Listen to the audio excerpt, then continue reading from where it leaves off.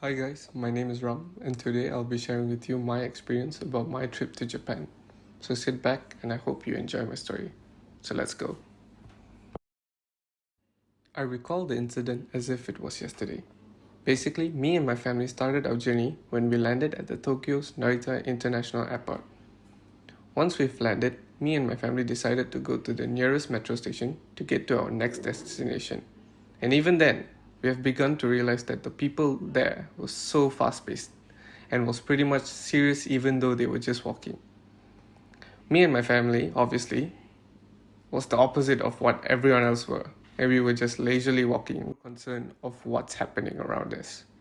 And when we were facing towards an escalator, my brother and I were just jumping around and playing without realizing that there was someone behind us with a very angry looking face looking at us. After saying a few words in what I believe was Japanese, I pulled away my brother to the left-hand side of the escalator, and the man continued to walk ahead of us with a very disappointed look on his face. Only at the top of the escalator is when we realized that there were signboards indicating that one has to stand on the left-hand side of the escalator if they weren't in a hurry, and the right-hand side was used for people who would like to walk on the escalator. After going through the dull situation, my family and I rubbed it off and we decided to continue to get onto the metro train.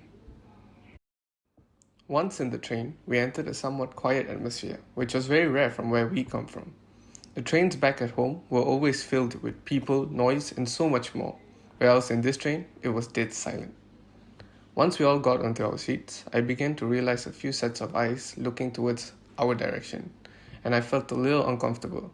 But then as time passed, I realized that these people were staring at my sister, who was chewing on some gum, which is considered rude in Japan. I immediately told her to spit it out, and just about then, we've arrived at our stop.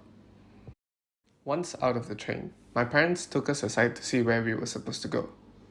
While they were looking at the map, a kind lady with two children, one of whom was in a stroller, came up to us and asked if we were okay.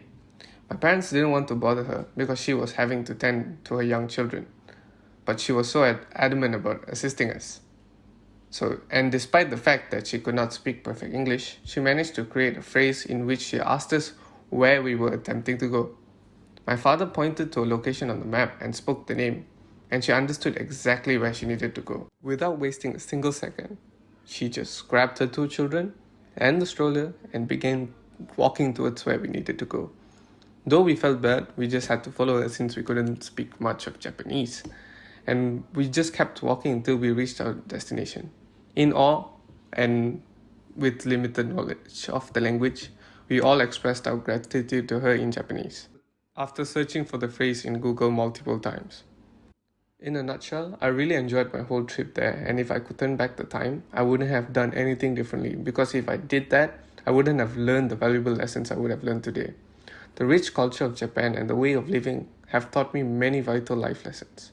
Firstly, punctuality.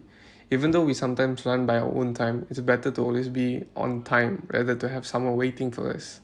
This also proves or shows that the other person have a better perception of ourselves, of what type of person we are.